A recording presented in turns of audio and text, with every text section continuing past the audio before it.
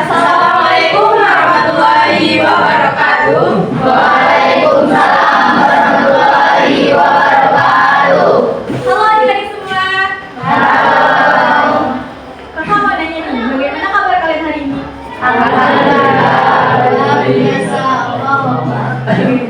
Alhamdulillah jika kita masih diberikan kesehatan oleh Allah Subhanahu wa taala. Nah, untuk pertama-tama kakak di sini kita akan mengatakan doa terlebih dahulu atas nikmat dari Allah Subhanahu wa taala kita masih bertemu di waktu ini. Oke, terlebih dahulu kita membaca doa. Berdoa mulai.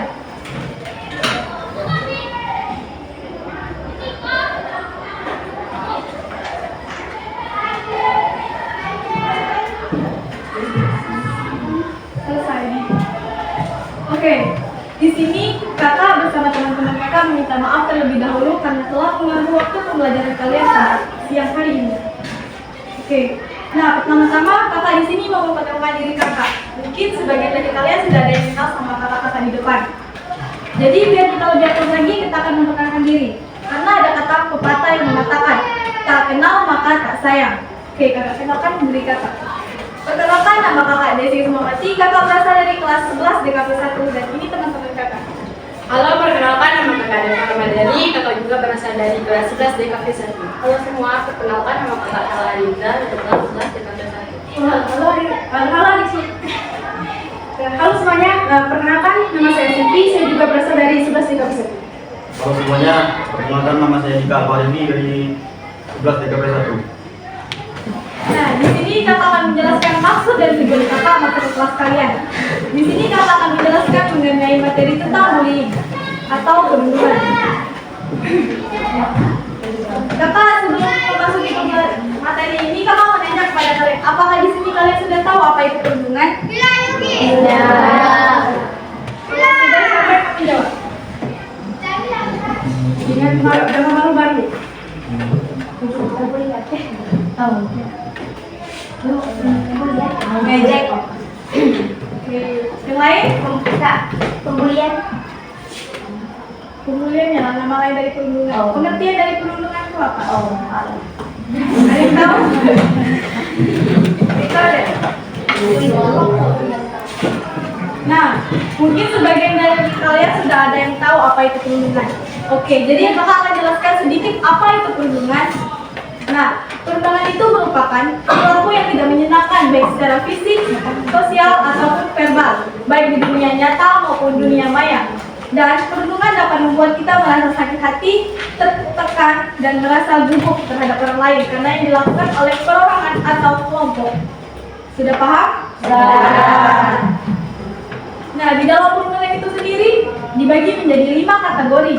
Untuk kategori pertama yaitu kontak fisik langsung. Kontak fisik langsung yaitu tindakan memukul, mendorong, mencubit, mencakar, menjambakkan rambut seseorang, mengurut seseorang di dalam ruangan, dan merusak barang yang dimiliki orang lain. Yang kedua yaitu kontak verbal langsung. Nah, untuk kontak verbal langsung ini yaitu tindakan mengancam seseorang, mempermalukan, merendahkan, mengganggu, dan memberi panggilan nama kepada orang lain, sarkasme, merendahkan, serta menyebarkan gosip pada orang lain yang tidak benar. Oke. Yang ketiga yaitu perilaku non verbal langsung. Di dalam perilaku non verbal langsung ini ada tindakan melihat dengan sinis, menjulurkan lidah pada orang lain, menampilkan ekspresi muka yang merendahkan, dan biasanya disertai oleh perundungan fisik atau verbal. Yang keempat yaitu perilaku non verbal tidak langsung. Di dalam perilaku non verbal tidak langsung ini ada tindakan mendiamkan seseorang, memanipulasi persahabatan sehingga menjadi retak, dan sengaja mengucilkan atau mengabaikan orang lain. Dan yang terakhir yaitu cyberbullying. Cyberbullying adalah tindakan menyakiti orang lain dengan sarana media elektronik seperti rekaman video, pencemaran nama baik lewat media sosial, dan pelecehan seksual. Di dalam pelecehan seksual dikategorikan sebagai perilaku agresi fisik. Oke, sudah paham? Sudah. Nah, untuk pelajari lebih lanjut tentang perundungan akan dijelaskan oleh kakak-kakak yang di samping. Kakak Sarah, silakan. Nah, baiklah, tadi kan sudah dijelaskan nih sama Kak Desi tentang 5 kategori bullying. Nah, sekarang kakak akan menjelaskan dampak dari bullying. Dampak bullying dapat mengancam setiap pihak yang terlibat, baik dari anak yang menjadi korban, anak yang menjadi tukang membuli, dan anak-anak yang menyaksikan. Dampak dari bullying itu sangat berbahaya. Contohnya bisa membuat seseorang depresi, stres, dan lain-lain. Nah, di sini dampak dari bullying itu dikategorikan jadi 3. Yang pertama, dampak bagi korban. Dampak bagi korban akan merasakan depresi, stres, Kan lagi. Itu kakak Silvi. Kakak salah, silakan. Nah, baiklah, tadi kan sudah dijelaskan nih sama Kak Desi tentang 5 kategori bullying. Nah, sekarang kakak akan menjelaskan dampak dari bullying. Dampak bullying dapat mengancam setiap pihak yang terlibat, baik dari anak yang menjadi korban, anak yang menjadi tukang membuli, dan anak-anak yang menyaksikan. Dampak dari bullying itu sangat berbahaya. Contohnya bisa membuat seseorang depresi, stres, dan lain-lain. Nah, di sini dampak dari bullying itu dikategorikan jadi 3. Yang pertama, dampak bagi korban. Dampak bagi korban akan merasakan depresi, stres, mungkin tingkat kepedean mereka akan berkurang, menurunnya skor kecerdasan atau kemampuan siswa. Lalu dampak bagi pelaku. Pelaku memiliki rasa percaya diri yang tinggi dengan harga diri yang tinggi pula, cenderung bersifat agresif dengan perilaku yang pro terhadap kekerasan. Mereka memiliki kebutuhan kuat untuk mendominasikan orang lain dan kurang berempati terhadap target lainnya. Jika perilaku ini tidak ditindaklanjuti dengan tegas, maka seseorang yang menjadi tukang bullying, mereka akan membuli teman lainnya jika tindakan mereka berikut tidak ditindaklanjuti. Nah, yang terakhir adalah dampak bagi siswa lain. Dampak bagi yang menyaksikan, jika tindakan ini tidak dilanjuti, mereka akan berasumsi bahwa bullying ini adalah perilaku yang dapat diterima secara sosial. Nah, yang terakhir adalah permasalahan. Anak yang memiliki kontrol diri yang rendah berpotensi akan menjadi pembuli, karena sebelumnya mereka menjadi korban kekerasan dan menganggap dirinya selalu terancam. Biasanya bertindak menyerang sebelum diserang, dan mereka ini melakukan ini karena akibatnya mereka balas dendam kepada orang lain yang telah membulinya. Lalu korban bully terkait dengan ketidakmampuan, seumpamanya dia memiliki keterbatasan secara fisik ataupun prestasi. Lalu dari keluarganya sendiri, mungkin seorang anak ini melihat dari keluarganya sering bertengkar di hadapannya, dan seharusnya dia memiliki terus dari teman sebaya. Ini dia memiliki teman karena membilangi temannya untuk mendukung atas pembulian tersebut. Nah, dari sekolah, kalau lingkungan sekolah dan kebijakan sekolah mempengaruhi aktivitas, tingkah laku serta interaksi pelajaran di sekolah. Rasa aman dan dihargai merupakan dasar pencapaian akademik yang tinggi di sekolah. Dan yang terakhir, media massa. Mungkin seorang siswa melihat dari gadgetnya tentang kekerasan yang sudah lewat mungkin di beranda HP-nya, dan mereka juga berasumsi bahwa mereka ini melakukan hal tersebut. Nah, solusinya di mana? Nah, kalau solusinya dengan upaya pencegahan, dengan program pencegahan dan penanganan menggunakan pemulihan sosial atau rehabilitas. Nah, mungkin ini yang dapat kakak sampaikan. Mungkin kalau ada kata yang kurang, kakak minta maaf. Selanjutnya akan dijelaskan oleh Kak Deva. Oke, adik-adik, setelah mendengar dampak-dampak dari kakak Sera tadi, di sini kakak bakal jelasin pencegahan perundungan itu, yang dimulai dari anak, keluarga, sekolah, dan masyarakat. Yang pertama, pencegahan melalui anak dengan melakukan pemberdayaan pada anak agar yang pertama, anak mampu mendeteksi secara dini kemungkinan terjadinya bullying. Yang kedua, anak mampu melawan ketika terjadi perundungan pada dirinya. Kemudian, anak mampu memberikan bantuan ketika melihat perundungan itu terjadi. Misalnya, mendamaikan, mendukung teman dengan mengembalikan kepercayaan, melaporkan pada pihak sekolah, orang tua, ataupun tokoh masyarakat. Yang kedua, pencegahan melalui keluarga dengan meningkatkan ketahanan keluarga dan memperkuat pola pengasuhan, antara lain menanamkan nilai-nilai keagamaan dan mengajarkan cinta kasih antar sesama. Kemudian memberikan lingkungan yang penuh kasih sayang sejak dini dengan memperkenalkan cara berinteraksi antar anggota keluarga. Kemudian membangunkan rasa percaya diri anak memupuk keberanian dan ketegasan anak, serta mengembangkan kemampuan anak untuk bersosialisasi. Selanjutnya, pencegahan melalui sekolah. Yang pertama, merancang dan membuat desain program pencegahan yang berisikan pesan kepada murid bahwa perilaku perundungan tidak diterima di sekolah dan membuat kebijakan anti perundungan. Kemudian, membangun komunikasi efektif antara guru dengan murid. Kemudian, diskusi dan ceramah mengenai perundungan di sekolah. Terakhir, pencegahan melalui masyarakat dengan membangun kelompok masyarakat yang peduli terhadap perlindungan anak, mulai dari tingkat desa ataupun kampung. Perlindungan anak terintegrasi berbasis masyarakat atau PATBM. Nah, kemudian prinsip yang kita tanamkan dalam diri kita yaitu bertanggung jawab terhadap tingkah laku dan menghargai perasaan orang lain. Kedua, bertanggung jawab atas apa yang telah kita lakukan. Dan ketiga, peduli kepada orang lain. Sekian penjelasan dari kakak. Selanjutnya oleh kakak Desi. Nah, di dalam perundungan juga terdapat hadis-hadis yang menerangkan perundungan. Yang pertama yaitu hadis riwayat Abu Daud nomor 4084 dan Tirmidzi nomor 2722 yang berbunyi, jika ada seseorang yang menghinamu dan mempermalukanmu dengan sesuatu yang ia ketahui ada padamu, maka janganlah engkau membalasnya dengan sesuatu yang engkau ketahui ada padanya. Akibat buruk biarlah ia yang menanggungnya. Yang kedua yaitu terdapat dalam hadis riwayat Ahmad 5.158. Lihatlah, engkau tidaklah akan baik dari orang yang berkulit merah atau berkulit hitam sampai engkau mengguli mereka dengan takwa. Yang ketiga yaitu hadis riwayat nomor 2587 dan Abu Daud nomor 4894. Apabila ada dua orang yang saling mencaci maki, maka cacian yang diucapkan oleh keduanya itu dosanya akan ditanggung oleh orang yang memulainya, selama orang yang dizalimi itu tidak melampaui batas-batasnya.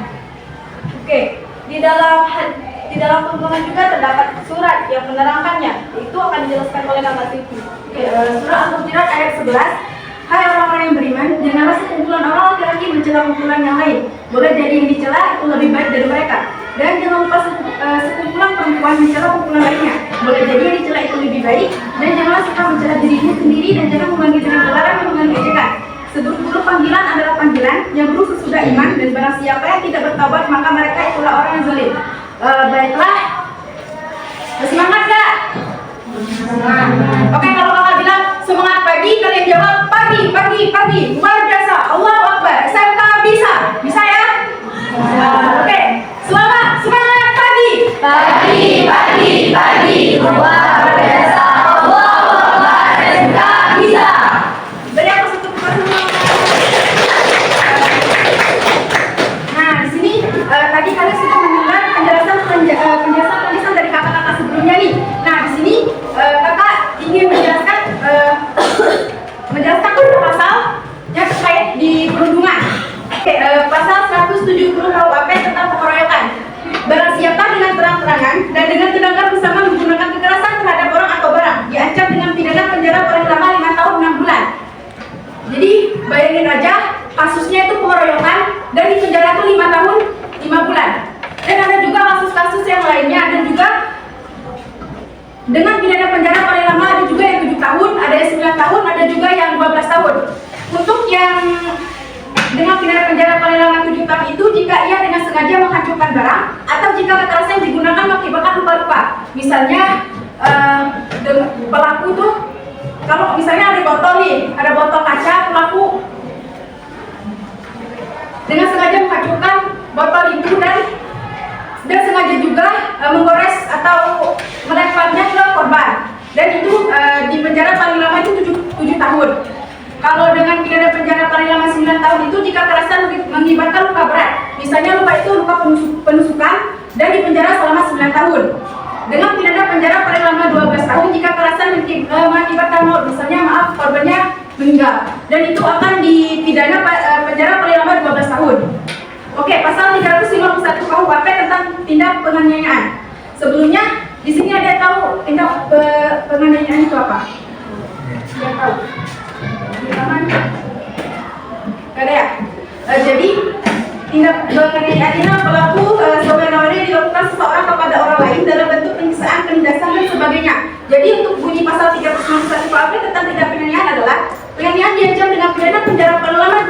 8 bulan atau pidana denda paling banyak Rp4.500. Yang kedua, jika perbuatan mengakibatkan luka-luka berat, yang bersalah diancam dengan pidana paling lama itu 5 tahun.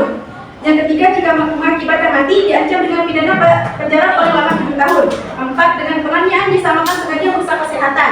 Yang 5, percobaan untuk melakukan kejahatan ini tidak dipidana. Nah, yang terakhir adalah pasal 310 dan pasal 311 KUHP tentang perundungan dilakukan di tempat umum dan mempermalukan harkat martabat seseorang.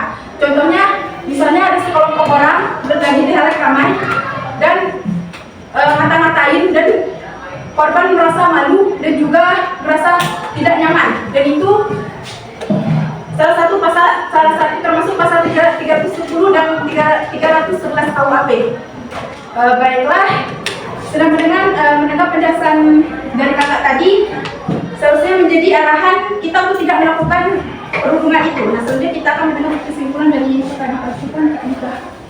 Baiklah, jadi berdasarkan hasil informasi dari kakak-kakak tadi, dapat disimpulkan bahwa pembunuhan itu merupakan tindakan yang disengaja maupun tidak disengaja, tapi dengan jelas menyebabkan ketidaknyamanan, penghinaan, kerugian, kejahatan, dan penderitaan bagi korban,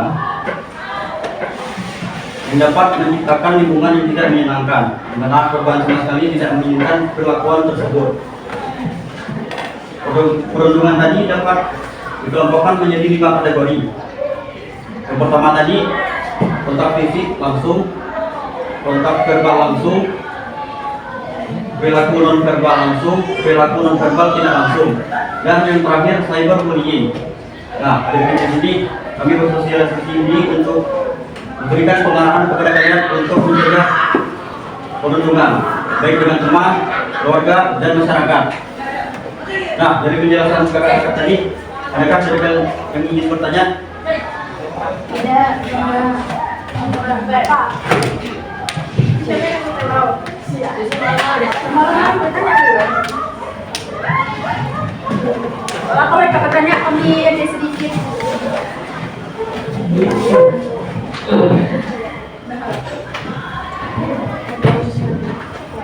Siapa yang nak bertanya? Tanya lah. Oke.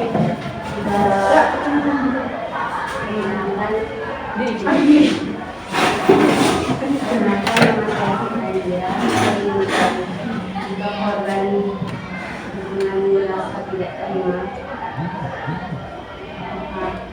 hukuman yang diterima oleh pelaku akan lebih berat Coba mau pertanyaan. jika korban yang merasa tidak terima dan melaporkan tindakan seperti yang terjadi, apakah pelaku akan mendapatkan hukuman lebih? Oke, kan kakak jawab.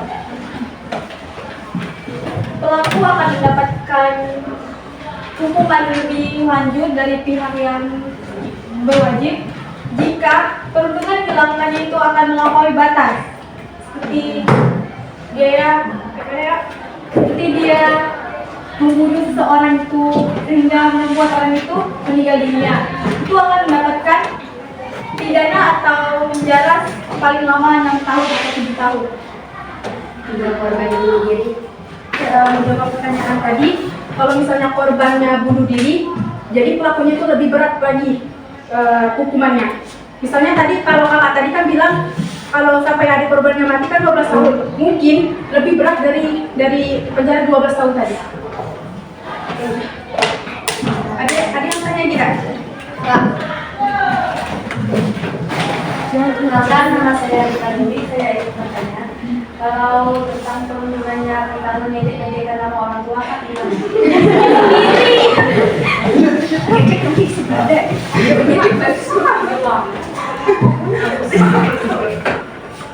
Nah, jadi kakak akan menjawab pertanyaan Citra. Dari Edi Citra tadi, kalau misalnya apa tadi pertanyaan? Ngejek orang tua ya. Bisa kan kalau kita kan di sekolah kan ada yang namanya guru BK nih. Bisa ke guru BK dijelasin kan gimana mungkin guru BK bisa nih menindaklanjuti. Pak, boleh tanya gitu ya? Boleh? Seandainya kayak Andika kan dibully kak, terus diterima membunuh yang membuli kak, bagaimana kak? Misalnya yang tukang dibully tadi dapat dan hukuman? Sebenarnya kan dapat juga nih, karena dia merasa bahwa gak terima nih karena dia dibully, dia dibunuh. Ini gak terima nih, gak merasa gak terima. Jadi pendapatan hukuman itu sama juga. Ada berita yang sama juga yang kakak cari di internet, kakak baca di internet bahwa berita kalau nggak salah judulnya siswa SMK Banjarmasin dibunuh oleh korbannya juga. Kalau nggak salah itu pas di kelas mereka berdua dibunuh. Kan itu karena kata pelakunya dia merasa bahwa dia merasa sakit hati. Jadi pelaku itu korban itu ngebunuh pelaku. Tapi beritanya itu masih sebenarnya masih abu-abu, belum tahu benar atau tidaknya, masih belum pasti. Masih ada yang bertanya?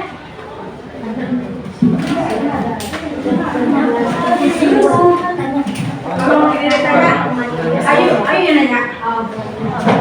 Oke, jadi yang pasal-pasal tadi ya, maaf kalau pakai bahasa Sunda. Jadi pasal-pasal tadi ya, kira-kira ada berapa itu pasal? 5 atau 4? 4. Yang kalau yang tahu nyebut berapa pasal apa baik? Tunjuk tangan.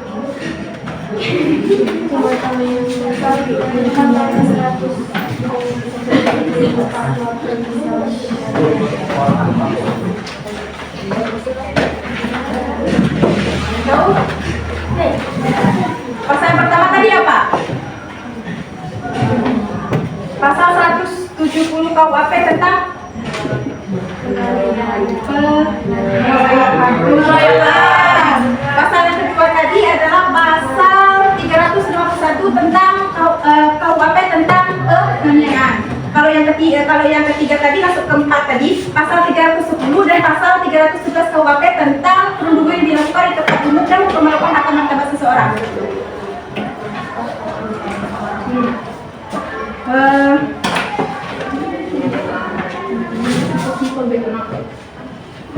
Yang tahu pengertian perundungan tadi siapa? Kita yang tahu. Perlakuan yang tidak menyenangkan untuk korban.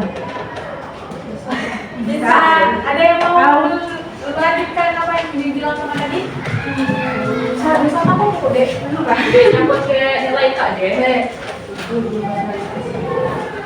Perlakuan yang tidak menyenangkan bagi orang lain, Kak.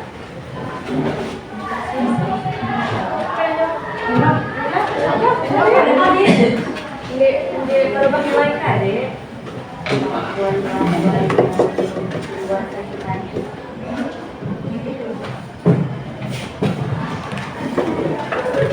Kayak gini pengen jawab. Yang cowok yang di belakang.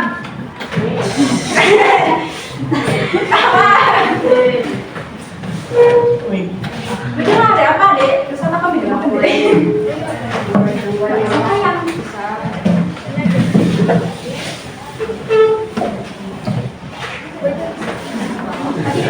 Tadi siapa? Yang tadi Siko. Mana Siko?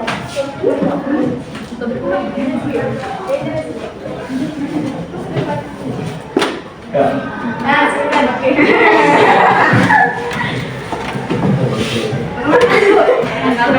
Perkenalkan, nama saya Dika Saputra. Saya akan menjawab Pengertian perundungan. pengertian perundungan. Perilaku tidak menyenangkan baik secara verbal atau fisik ataupun sosial di dunia nyata maupun di dunia maya. Terima kasih.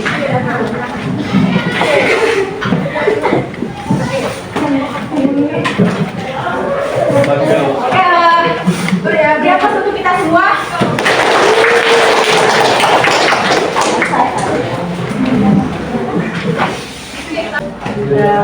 Kalau pagi ini jangan dilihat dari bentuk dan harganya, tapi dilihat dari niat kakak yang memberikan kalian ya. Oke.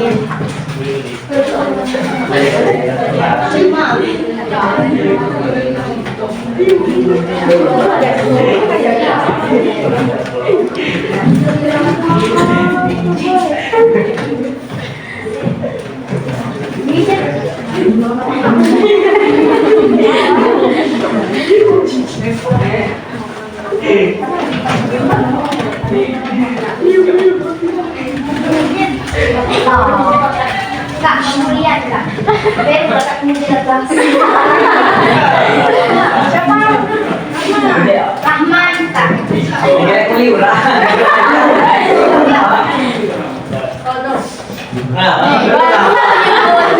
Oke, di sini kakak masih memberi pertanyaan kepada kalian. Apakah kalian bisa menyimpulkan apa yang materi yang diberikan oleh kakak tadi? Ya, semuanya begitu. Siapa yang dapat menyimpulkan? Dia tersengat kos. Bisa kakak? Biasa, gak usah malu dah. Aman? Tahu boleh lupa lah. Ya, kak, mau beli orang.